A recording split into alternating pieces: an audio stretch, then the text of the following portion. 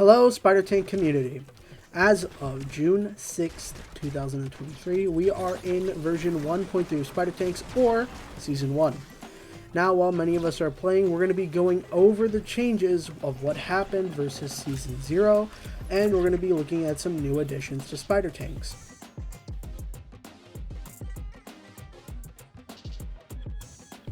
We're now going to head over to Discord just to see exactly what changed within SpiderTanks. Firstly, this marks the end of Season 0 and the start of Season 1. They added casual matchmaking, and for lower battle rating or if you have a weaker tank, they will automatically bump you to the match average, which is at most times 20. There are new rookie missions for the first 3 games within SpiderTanks. There is also a tutorial for new players. Some improvements is they added inventory to the mission screen so you can see what you're getting and what you have. They added a reward claim animation for missions. They added a small mission panel so you can see what you need to play for while you're queuing up for a match or before you pick which match or which type of match you're going into. They added a reward name so you know exactly what you are getting if you haven't identified each of the materials' names. They added a community code of conduct pop-up so people can see what the respectfulness and what you need to do in a SpiderTanks lobby to not disrespect other people or cause harm. Timestamps will be displayed for missions in a more readable way. They will have a captain name filter to custom pilot contracts, where if you send a drop pod to specifically somebody, you can say what you want your name to appear as. They added an ambience volume slider to the audio settings. And Poultry Pusher, they added a new UI or user interface that shows how many people are on a chicken and how many people need to be on a chicken to make it go the fastest, which is 2. On the scoreboard, it will show you which players are in a party, and it will show you what type of match you are in.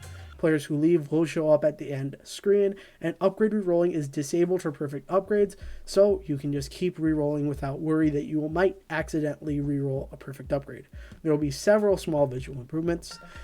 Some bug fixes were they fixed a bug where a drop pod panel failed to load when opening an expired drop pod. They fixed drop pods showing incorrect properties sometimes. They fixed being able to change abilities mid-match. They fixed a bug where multiple people could pick up one egg. They fixed pilot state sometimes not being set correctly after disconnecting from a match in progress. They fixed players being kicked for low FPS or high ping when the match has already ended. They have several localization fixes and various small fixes too. And as of today at 3:33 a.m., rank is now back, and the joining game issue is no longer a thing. When you go into save builds in the garage, it won't get you stuck in there, and now the rank leaderboards are up to date.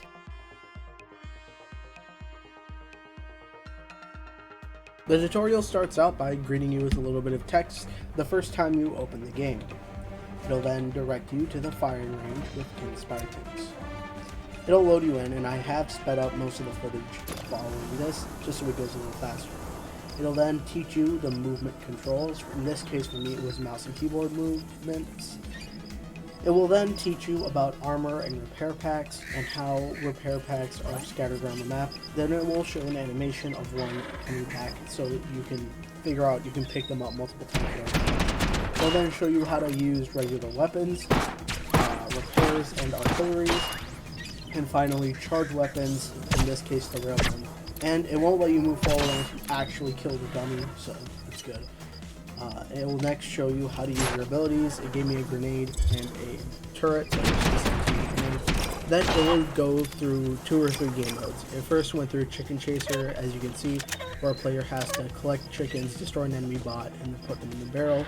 Next, it will go through Poultry Pusher, where you have to kill an enemy just so new players can see if an enemy is standing on top of the chicken, it will stop. You can also see the new UI implemented into Poultry Pusher. Then it will take you to the garage to teach you how to change your abilities, weapons, and body. Then you're done with the tutorial.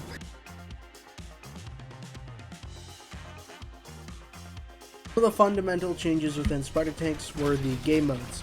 There are now 2 game modes within SpiderTanks, the casual and competitive, or casual and ranked. The footage behind me is of a casual match. Usually, if there are no other players within a lobby of a casual game, it will just fill the entire lobby with robots. And as you can see here, these robots do not mess around. They will be a little dumb. As you can see, all of these robots are just sitting on point, which is not something real players would do. But you can still farm your daily and weekly challenges out of this. The only drawback is that you will not earn anything, and your rank will not be affected by wins or losses within this game mode.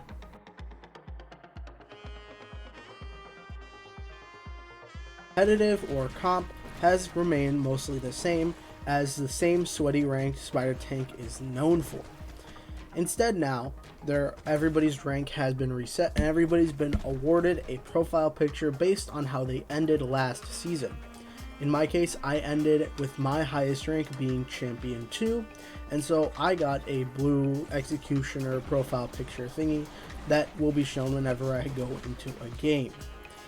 Now, other changes include some minor visual improvements, and especially the Chicken Chaser.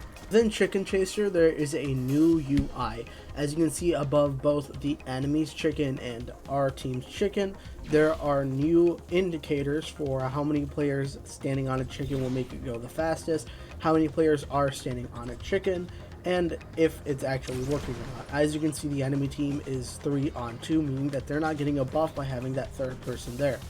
Now, this is a casual match, so of course it's not going to mean a lot. But as you can see here that Chicken Chaser has become a lot more transparent.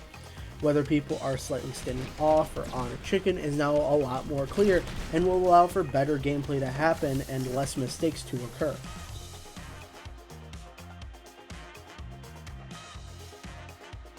Now we are within the mission screen of one of my other accounts, and we're going to talk about a few changes that happened to the screen. First of all reward have their names right under them, so you know exactly what they correspond to as engine if you haven't identified exactly what each ability is. Furthermore, there is this new challenge gold thingy on the right. It does give you a new daily challenge after you've completed all of it, and it unlocks casual and competitive matchmaking after you have finished the tutorial. And once you do your competitive match, it will give you a graduation hat topper, which I do not have, but it gives 1% stat bonuses and is really negligible. Furthermore, they did add a claiming animation to missions, as we will see here. And we'll move this all the way down here to engine. That's about it. With the conclusion of Season 0, I'm glad to see the direction SpiderTank has taken for their game. Of course, in the coming months or so, we will have many changes, including possibly new weapons, and more recently, we just had some new ancients hit the store of some old Gen 1 tanks that are now Gen 2. We'll probably see a lot more of this and other changes coming into the future, but as of right now, this massive overhaul into Season 1 over Season 0 is, I would say, a major improvement. I love to see where SpiderTank is going, and I'll make sure to keep you guys posted as long as you like and subscribe today's video. Thank you guys for watching, and I hope you tune in for another video in the near future. Enjoy SpiderTank Season 1, as I will also be in the lobbies, and make sure you say hi if you see me. Thank you, and goodbye.